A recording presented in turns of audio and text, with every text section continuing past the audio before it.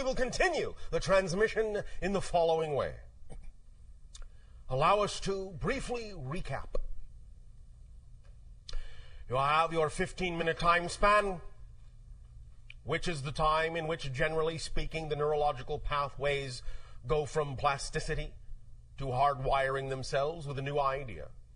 And with every single thought, with every single feeling, with every single definition, you change the wiring of your brain. And now, with the understanding and the introduction of this specific structure of belief, embedded through the holotopic experience into the center of your receiver antenna brain, you now can have the opportunity to always allow there to be a doorway to the light, even in the darkest of hours, even in the most negative of beliefs. There will always be that tug and that pull to remind you that there is always a light at the end of that tunnel, and to urge you to walk toward it. And to know that every moment is a new reality, a new you, utterly and totally defined by whatever definition you choose to buy into most strongly at that moment. And we remind you of your mechanisms of manifestation, making the invisible visible that is already here, and motivation, discovering what beliefs you have attached to the ideas of pleasure and pain. That these things are not things you have to learn, just things you have to clarify and use as tools. With your permission slips, you are now more capable, because you are new people, more capable than those people that were here a moment ago, more different, more clearly aligned, more clearly defined with the higher mind in concert with the physical mind than the people that were here before. Those people are in another reality. It still exists, but they are not you and you are not them. You are now who you define yourselves to be. Feel the difference in greater ways every day, and you will see and experience the immediateness of the shift from reality to reality by simply creating greater difference between them. Because there is already a total change with every change.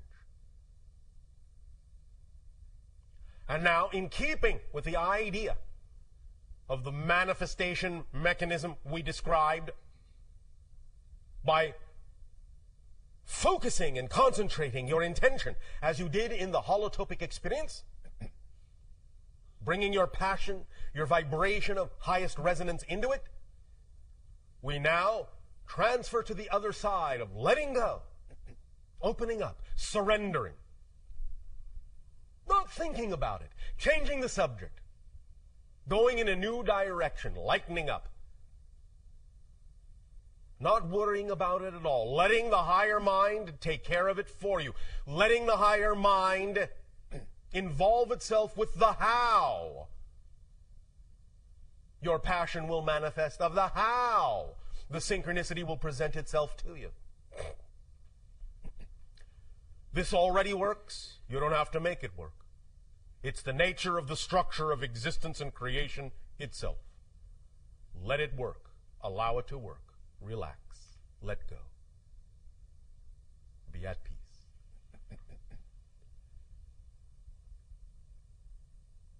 To begin changing the subject, lightening things up,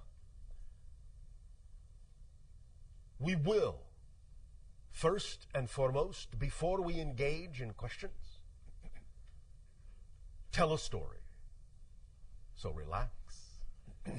Get comfy, as you say. If you wish, put on your ethereal pajamas. Have some astral cocoa. All right. and sit before your crackling etheric fire. Relax.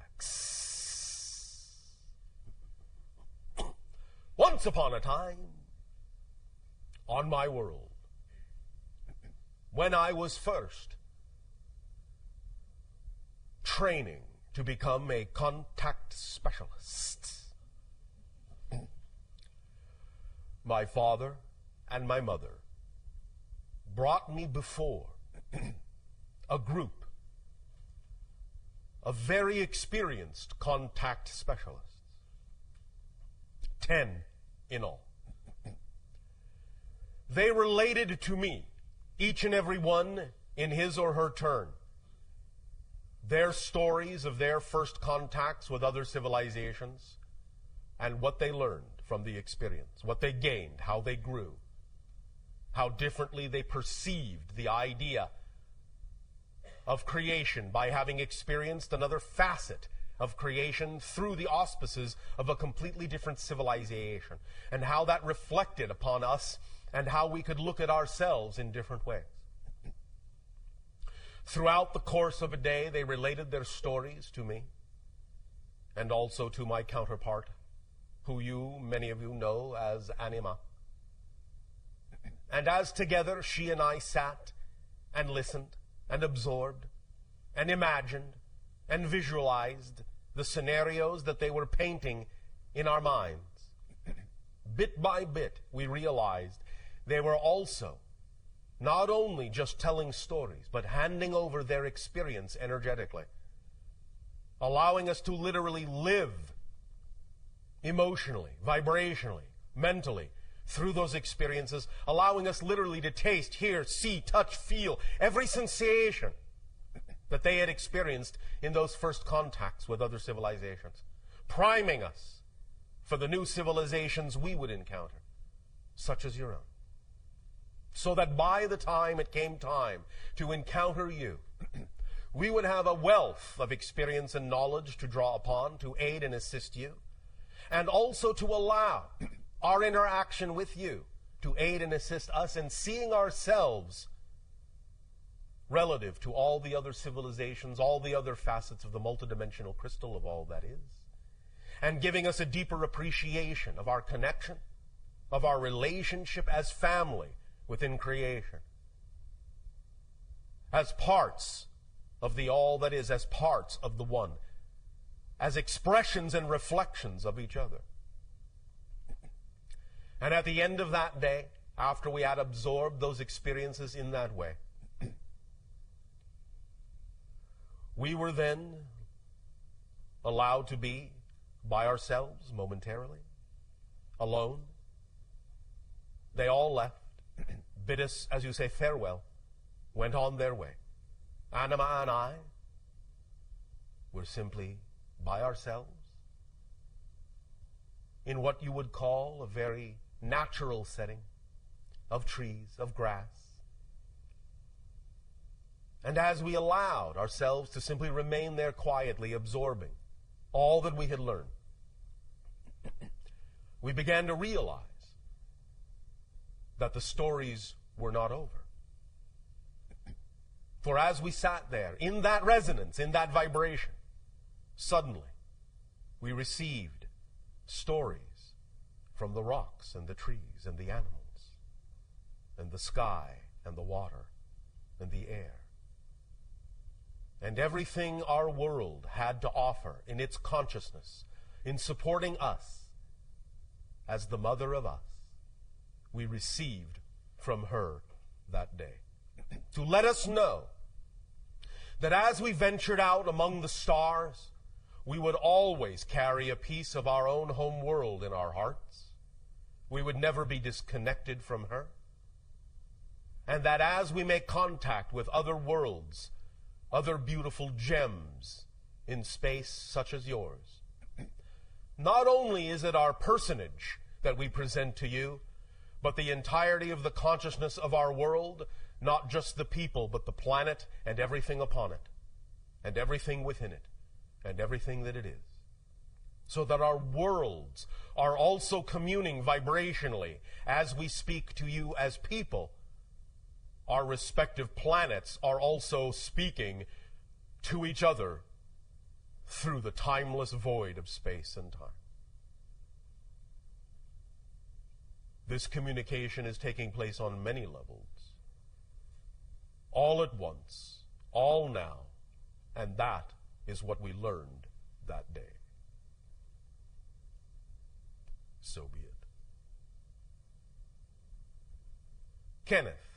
Yes. Would you like to share your questions now? Yes.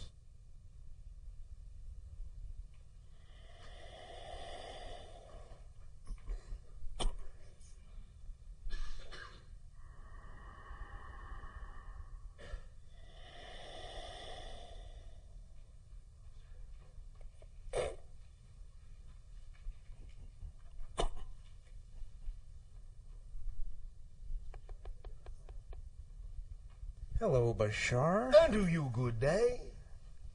I was really glad that the guy this morning called you B. Yes. I like nicknames. They save so much time. Yes. Of course, you know, these days we recognize that as a dual-layer joke. The first layer being, of course, on the human level, where nicknames really don't save that much time. And on the metaphysical layer, we know that there is no such thing as time. Yes. So there's nothing to save anyway. Yes, thank you. Yes. So, I have a metaphysical joke for you. Oh, all right. And I would appreciate it if you would get your people tuned into this. Always. Okay. So, you ready for the joke? Yes. How many Sasani does it take to change a light bulb?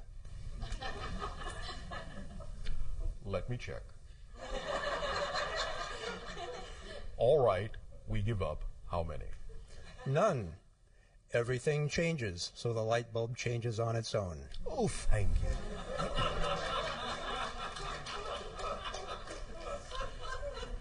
Thank you also for participating in lightening up the energy so that it is easier for individuals to let go and surrender. Thank you. I appreciate your acknowledging that. At a previous channeling session, I say previous in quotes since it's all happening now anyway. Thank you. You talked about the games that you guys play on your world. Yes. And so I have a question about games. You say that your people are on average about 5 of our feet tall. Yes. So does that mean your basketball hoops are proportionately lower?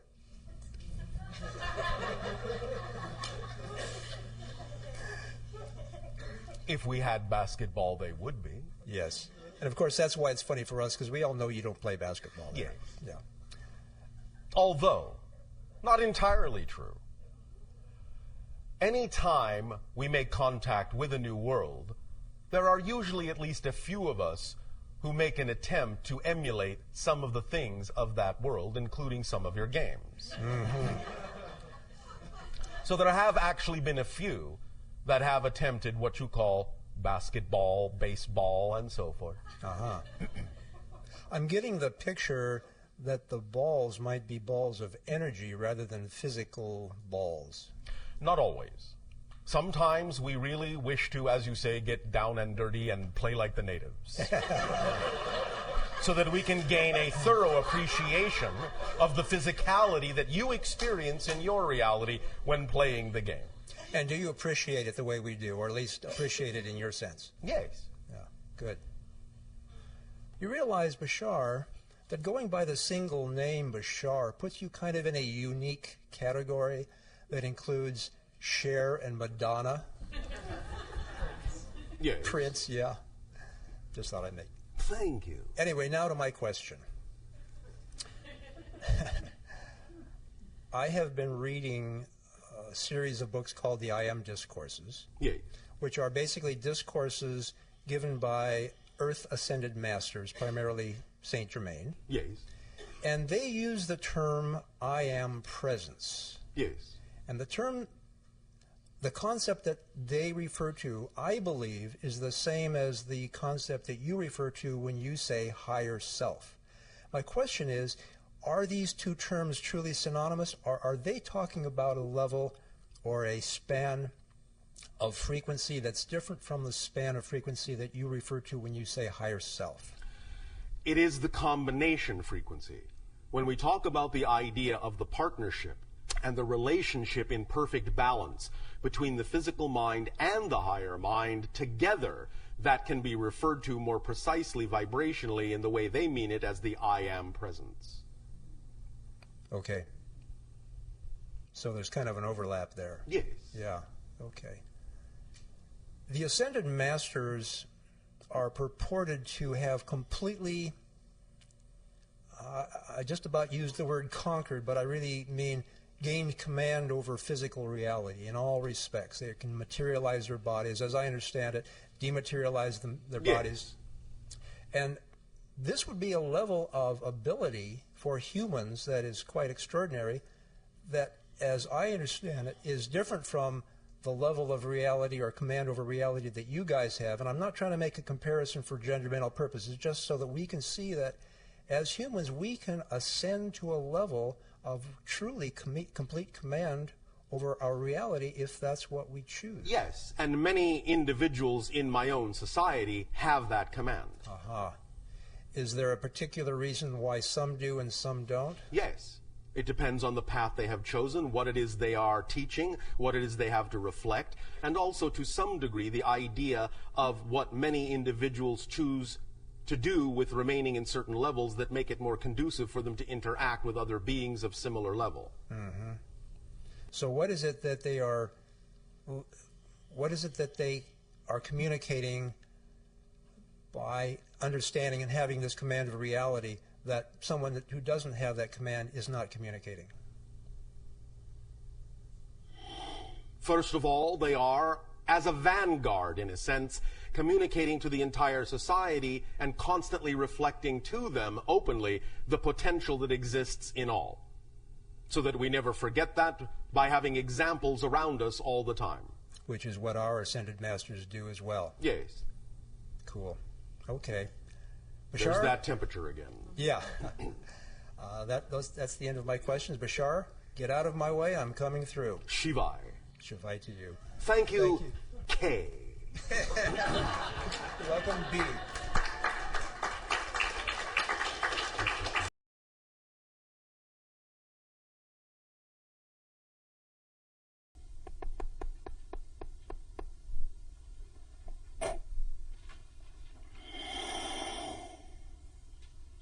Hello. And you, good day. Okay, thank you. I was wondering if you could Speak up and be bold so that all may hear what you have to say. Yeah, I was wondering if you could comment on the different energetic healing modalities that have popped up in the last, say, 30 years that use transmission-based styles of teaching and healing. All right. Well, it's all about resonance. That's what most of you are now learning. And in the creation of various healing modalities, you are all learning that it is a variety of ways of applying the idea of vibrational energetic resonance. Because everything is based, every state of being that you wish to create is based on a particular signature frequency, a particular resonance of energy, of consciousness. So, you are all experimenting with a variety of ways that are representative and reflective of the different belief systems you all have adopted into your personality structures, and finding different modalities of vibrational resonance utilization that aligns with the different belief system modalities on your planet. Does that make sense? Yeah. Does that answer the question? Yeah. I was also wondering, okay, so then is there like a group of beings who are working together to create different systems that work for different belief systems, and then offer them to different beings to hold as images? Cool. There are no accidents in terms of what you are attracted to in terms of information and the source of that information. Right. At any given moment, if you are attracted to a particular source of information, it is because you are operating at least more or less on a similar frequency domain. Thus then, if you change your frequency domain, you will then attract yourself to a different source of information which you may need at that time to continue your process. Yeah. Make sense? Yes. Now, of course, again, all these modalities still, nevertheless, are really nothing but permission slips. You understand? Yep. Every modality, every ritual, every tool, every technique is simply a permission slip that allows you to give yourself more permission to be who you are. You don't really need them, but because you are in a sense, full of different belief systems within your personality structure, oftentimes a particular modality that you are attracted to can make it seem easier for you to circumvent some of the belief systems you may think are holding you back. In a way, it's like giving yourself a free pass. So those permission slips, by all means, can be very effective. But it's actually you that's making the changes, not the technique itself, per se. Does that make sense? Yes. Does this answer the question? Yes. Why, I had one more. Yes. I was wondering if there was any dance forms that were similar to breakdancing on any other planets and any other timelines, actually. One moment. Well, yes. If you can imagine it, it is real somewhere, because you cannot imagine non-existence. Right. So somewhere in some dimension, whether it has relevance to your reality or not is not the issue. Whether it is probable in your reality or not is not the issue. If you can imagine it, it is in some reality, some dimensional plane, some expression of creation, a real reality. So yes, there are other civilizations that have dance forms that are not too dissimilar from what you are calling break dancing, but of course it will conform to their particular physiology. Yeah, of course. There are... One moment. One species does have a kind of style that you would call an alternate limb rotational style. That is, spinning from limb to limb to limb to limb, sort of moving around like this. You understand? But they have many limbs. More if you were to see the idea of a, well, spider or octopus doing that. You understand? Spinning around on each limb and going from limb to limb. That is one style of dancing in one species we are aware of.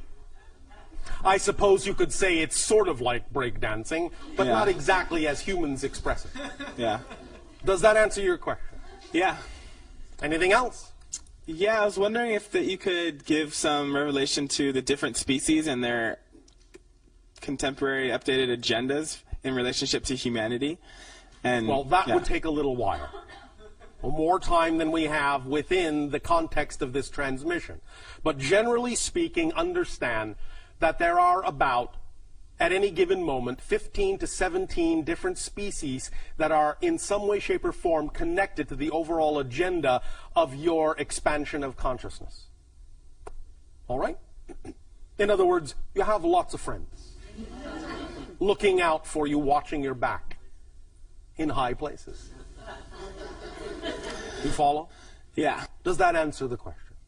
Yeah, I was curious What as were to you really asking? what do you guys have to benefit from the ascension of humanity or the Why, expansion? thank you. Yeah. First of all, we understand. Thank you. Yeah.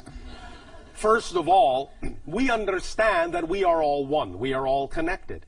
So as we help you, we are helping us. Because in that sense, the more we allow you to understand your full potential, the more opportunities that allow us to understand our full potential, and the more you allow yourselves to understand your full potential, the more you allow others to understand their full potential as well. It all works together like family helping each other up the ladder. You understand? Yeah. Does that make sense? Yes. And? Good. I'm satisfied. Thank Oh, you. thank you. Yeah. Sweet. And besides, you are giving us the opportunity right now to simply do what excites us the most. I specifically am a first contact specialist. Yeah. So, this is all in preparation not only for being more of yourself, but for meeting other representations of yourself as well. You follow? Yes. Thank you. Cool. Thank you.